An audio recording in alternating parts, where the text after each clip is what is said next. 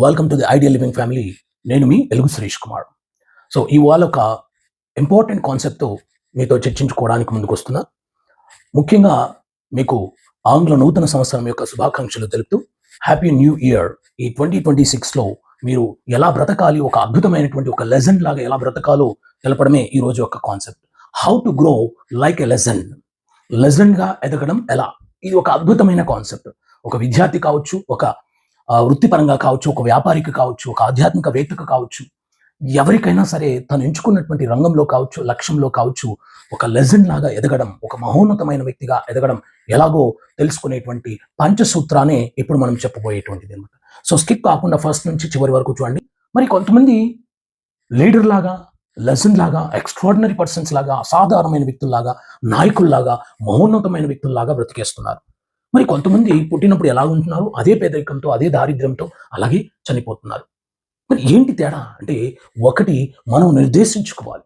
నేను లెజెండ్ కావాలి, నేను ఒక అసాధారణమైన వ్యక్తి కావాలి, నేను ఒక నాయకుడు కావాలి, నేను ప్రపంచానికి ఒక ఆదర్శంగా నిలబడేటువంటి ఒక మహోన్నతమైన వ్యక్తి కావాలి అని నువ్వు నిర్దేశించుకోవాలి. అప్పుడే అది సాధ్యమవుతుంది.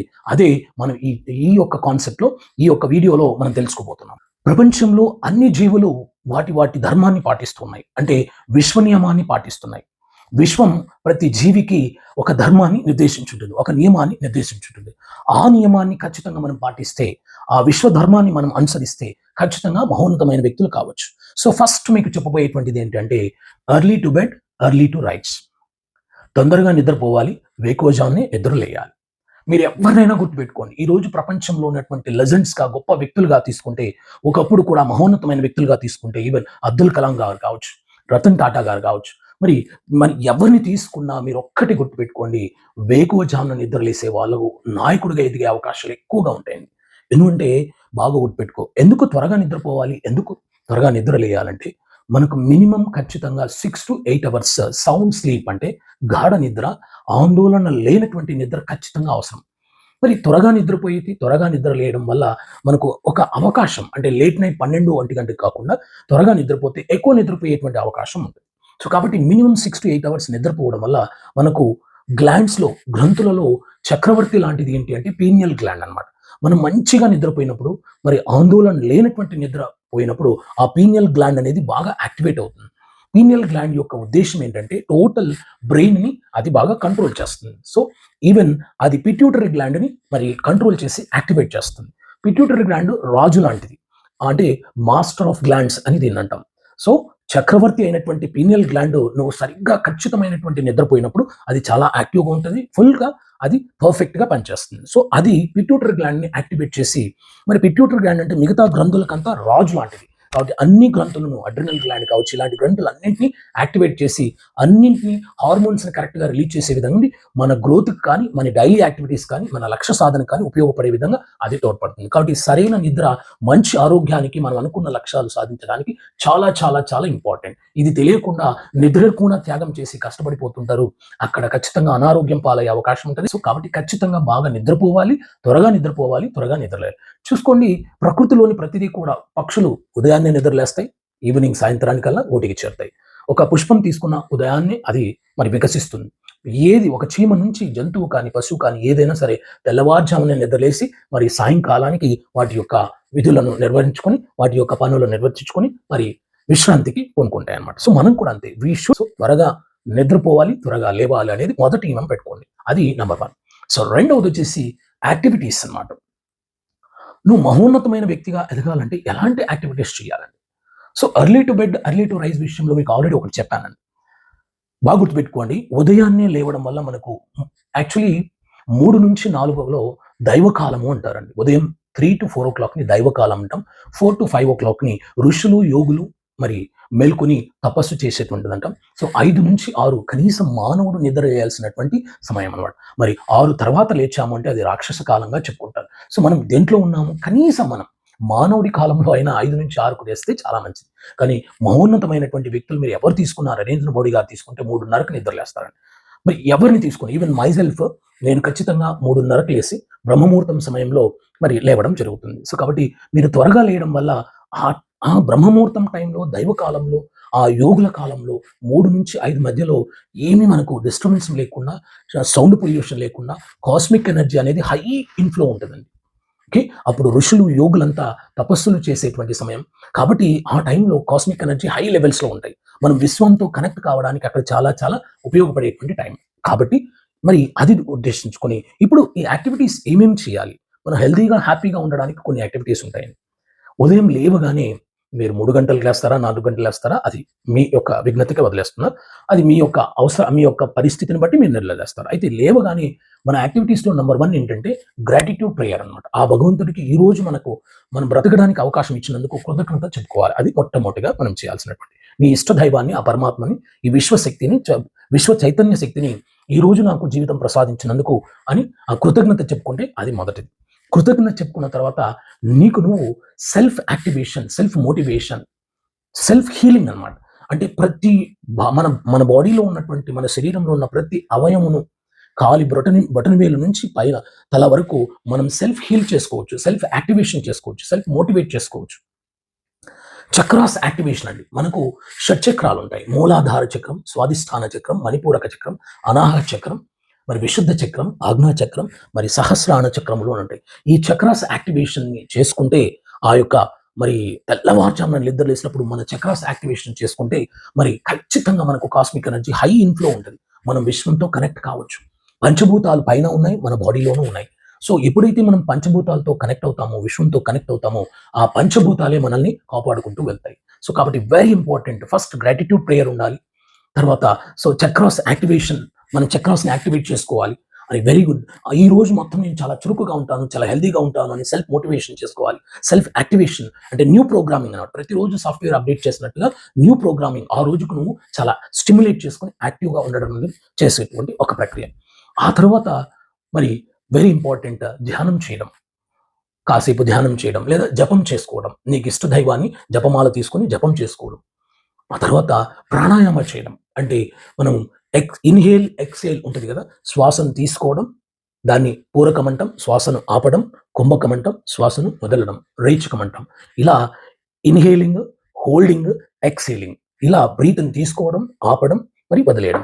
ఇలా ఒక శాస్త్రీయుక్తమైనటువంటి సైంటిఫిక్ ప్రాణాయామాలు చేయడం వల్ల మన ఆయుష్షు కూడా పెరుగుతుంది. మన ఆరోగ్యం చాలా పర్ఫెక్ట్‌గా ఉంటదండి. సో, కాబట్టి ప్రాణాయామ సాధన చేయండి. ఆ తర్వాత యోగాసనాలు కావచ్చు, ఎక్సర్‌సైజెస్ కావచ్చు, వాకింగ్ కావచ్చు, కాస్త ఎండ పడే కొద్దీ మనం అవి కూడా చేయాల్సి ఉంటుందన్నమాట. వెరీ ఇంపార్టెంట్ ఇవన్నీ చేయడం వల్ల మనకు హెల్తీగా, హ్యాపీగా ఉండడానికి చాలా అవకాశాలు ఎక్కువుంటాయన్నమాట. మనం హెల్తీగా, హ్యాపీగా ఉంటే మనం అనుకున్నటువంటి లక్ష్యాలన్నీ అనుకున్న విధంగానే సాధిస్తామన్నమాట. సో, కావాల్సిందేంటి? సంతోషంగా, ఆనందంగా ఉండాలి. అండ్ మన ఆరోగ్యం చాలా పర్ఫెక్ట్‌గా, చాలా ఎనర్జిటిక్‌గా ఉండాలి. అప్పుడు ఆటోమేటిక్‌గా మనం అనుకున్న లక్ష్యాలు సాధిస్తాం. ఇది. నెక్స్ట్‌ది గోల్ ఓరియెంటెడ్ లైఫ్ అండి. ప్రతిరోజు నువ్వు లక్ష్యాత్మక జీవితాన్ని గడపాలండి. ప్రతిరోజు, రోజుకు విలువిచ్చినప్పుడు, మరి వారానికి, వారాలకు విలువిచ్చినప్పుడు, సంవత్సరానికి ఇలా నువ్వు ప్రతి క్షణము, ప్రతిరోజు లక్ష్యాత్మక జీవితాన్ని గడపాలి. ఈ 3 రకాలుగా ఉంటాయి లక్ష్యాత్మకత. ఈరోజు నువ్వు లక్ష్యాత్మకమైన జీవితంలో 3 రకాలైనటువంటి విధంగా నువ్వు లక్ష్యాలను నిర్దేశించుకోవాలి. నీ ఇండివిడ్యువల్‌గా నువ్వు చేయాల్సినటువంటి ఏంటి? ఓ తండ్రిగా నువ్వు పిల్లలకు చేయాల్సిందేంటి? ఓ తల్లిగా నువ్వు చేయాల్సిందేంటి? ఒక విద్యార్థిగా నువ్వు చేయాల్సిందేంటి? అది ఇండివిడ్యువల్‌గా ఈ రోజుకు నువ్వు చేయాల్సిందేంటో రాసుకుంటావు. దాన్ని అదే విధంగా అనుసరించడం. రెండవది డొమెస్టిక్ అన్నమాట. ఇంట్లో చేయాల్సినటువంటి పనులు. ఓ తండ్రిగా, ఓ కొడుకుగా, ఒక ఒక తల్లిగా, ఒక భార్యగా, ఒక భర్తగా ఇంట్లో నువ్వు చేయాల్సినటువంటి పనులు, ఆ రోజు చేయాల్సిన పనులు లక్ష్యం పెట్టుకొని దాన్ని పూర్తి చేయడం. మరి నెక్స్ట్‌ది ప్రొఫెషనల్‌గా, వృత్తిపరంగా, నీ ఎంప్లాయ్‌మెంట్ పరంగా, నీ యొక్క వృత్తిరీత్యా బయట వెళ్ళినప్పుడు ఆ రోజుకు నువ్వు చేయాల్సిన పనులేంటి? ఇది 3 రకాలుగా డొమెస్టిక్, ఇండివిడ్యువల్, ప్రొఫెషనల్ ఇంట్లో చేయాల్సిన పనులు, ఇండివిడ్యువల్‌గా చేసుకోవాల్సిన పనులు, అలాగే నీ వృత్తిపరంగా నువ్వు ఎదుగుదల కావడానికి చేయాల్సినటువంటి పనులను నువ్వు ఆ రోజు లక్ష్యాత్మకంగా నిర్దేశించుకొని వాటిని ఖచ్చితంగా చేయాలన్నమాట. ఇది గోల్ ఓరియెంటెడ్ లైఫ్ అన్నమాట. నెక్స్ట్‌ది live like a legend. Live like a busy person అండి. నువ్వు ఎలా ఉండాలంటే చాలా బిజియెస్ట్ పర్సన్ అన్నమాట. ఓ కంపెనీ సీఈఓ ఉదాహరణకి సుందర్ పిచ్చై కావచ్చు. ఓకేనా? ఒక కంపెనీ పెద్ద సీఈఓకి ఉదాహరణకి ముఖేష్ అంబానీ, లేదా ఒక డిస్ట్రిక్ట్ కలెక్టర్ కావచ్చు, ఒక ఎస్పీ గారు కావచ్చు, ఒక గవర్నర్ కావచ్చు, ఒక రాష్ట్రపతి కావచ్చు, ఒక ముఖ్యమంత్రి కావచ్చు, ఒక ప్రైమ్ మినిస్టర్ కావచ్చు, లేదా ఒక గొప్ప రాజకీయ నాయకుడు కావచ్చు. ప్రతిరోజు ఉదయం లేచినప్పటి నుంచి పడుకునేటప్పుడు ప్రతి సెకండ్‌ని, ప్రతి నిమిషాన్ని ఒక అజెండా లాగా చేసి, ఈ సమయంలో నేను మీటింగ్‌కి అటెండ్ కావాలి. ఈ సమయంలో నేను ఈ పని చేయాలి. ఇంత అని పర్ఫెక్ట్‌గా ఒక అజెండా క్రియేట్ చేసుకొని మనం మనం రాసుకొని చేయాల్సి ఉంటుంది. లివ్ లైక్ ఏ బిజీ పర్సన్ అంటే ఎంత బిజీగా రోజును గడిపితే నువ్వు అంత ఉన్నతంగా ఎదుగుతావు అన్నమాట. బిజీగా గడపడం అంటే మొబైల్స్లోని మరి అన్ని అనవసరమైనటువంటి వీడియోస్ని వీటిని చూడడం కాదండి. మన అభివృద్ధికి మన లక్ష్య సాధనకు అవసరమయ్యే విధంగా మనం బిజీగా లైఫ్ లీడ్ చేస్తే ఒక రోజుకు నువ్వు చాలా బిజియెస్ట్ పర్సన్గా, చాలా ఎక్స్ట్రాడినరీ పర్సన్గా ఎదిగేటువంటి ఆ లీడర్గా ఎదిగే అవకాశాలు చాలా ఎక్కువ ఉంటాయండి. అండ్ వెరీ ఇంపార్టెంట్ లాస్ట్ది ఏంటంటే ఎంపవర్ యువర్ సెల్ఫ్. నువ్వు చేసేటువంటి యాక్టివిటీస్ కావచ్చు, నీ ప్రణాళికలు కావచ్చు, నీ లక్ష్యం కావచ్చు, 3 విధాలుగా శక్తిని పెంచే విధంగా ఉన్నాయి. ఫస్ట్ నిన్ను శక్తివంతంగా తయారు చేయాలి. నీ కుటుంబాన్ని ఉన్నత స్థితికి తీసుకుపోవడానికి ఉపయోగపడాలి. అలాగే సమాజం యొక్క నిర్మాణానికి, సమాజం యొక్క అభివృద్ధికి ఉపయోగపడే విధంగా ఉండాలి. అంటే కన్స్ట్రక్టివ్గా ఉండాలి తప్ప డిస్ట్రక్టివ్గా ఉండకూడదు అనమాట. ఎంపవర్ అంటే నిన్ను నువ్వు శక్తివంతం చేసుకోవడం. నువ్వు చేసే యాక్టివిటీస్ అది యోగా కావచ్చు, ప్రాణాయామ కావచ్చు, ప్రొఫెషనల్ యాక్టివిటీస్ కావచ్చు, ప్రతిదీ కూడా నీలో శక్తిని పెంచాలి. నిన్ను శక్తివంతం చేసే విధంగా ఉండాలి యాక్టివిటీస్. నువ్వు వ్యసనాలు పాయనుకో, నువ్వు నిశ్శక్తుడు అవుతావు. నీ యొక్క పవర్ తగ్గుతుంది, నీ ఎనర్జీ తగ్గుతుంది. నీలో నెగిటివ్ థింకింగ్ ఉందనుకో, ఎనర్జీ తగ్గుతుంది. సో నీ ఆలోచన కానీ, నీ యాక్టివిటీస్ కానీ, నీ యాక్షన్స్ కానీ ఖచ్చితంగా ఏంటంటే నీ శక్తిని పెంచాలి, ఎంపవర్ చేయగలగాలి, ఎనర్జైజ్ చేయగలగాలి. అది అలాగే నువ్వు చేసే యాక్టివిటీస్ వల్ల, నీ పనుల వల్ల నీ ఇంట్లో, నీ కుటుంబం కూడా శక్తివంతం చేయాలి.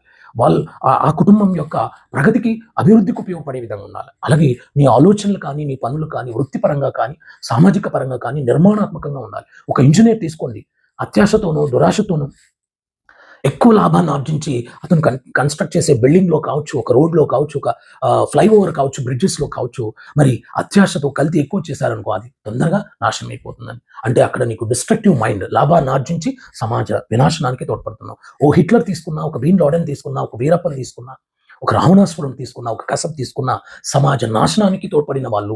అలా కాకుండా మనం నిర్మాణాత్మకంగా, కన్స్ట్రక్టివ్గా సమాజాన్ని అభివృద్ధికి, మీ కుటుంబం యొక్క అభివృద్ధికి, నిన్ను శక్తివంతంగా మార్చుకోవడానికి ఉపయోగపడే విధంగా నీ ప్రణాళికలు, నీ ఆలోచనలు, నీ యొక్క యాక్టివిటీస్ ఉంటే అప్పుడు నువ్వు అద్భుతంగా, ఎక్స్ట్రాడినరీ పర్సన్గా, చాలా గొప్ప వ్యక్తిగా మరి నువ్వు ఎదిగే అవకాశం ఉంటుందని చెప్తున్నాను. సో నేను ఇప్పుడు చెప్పినటువంటి ఈ యొక్క పంచసూత్రాల్లో మీరు గమనించినటువంటి ఈగల్ అనేటువంటి ఒక వర్డ్తో చెప్పానండి.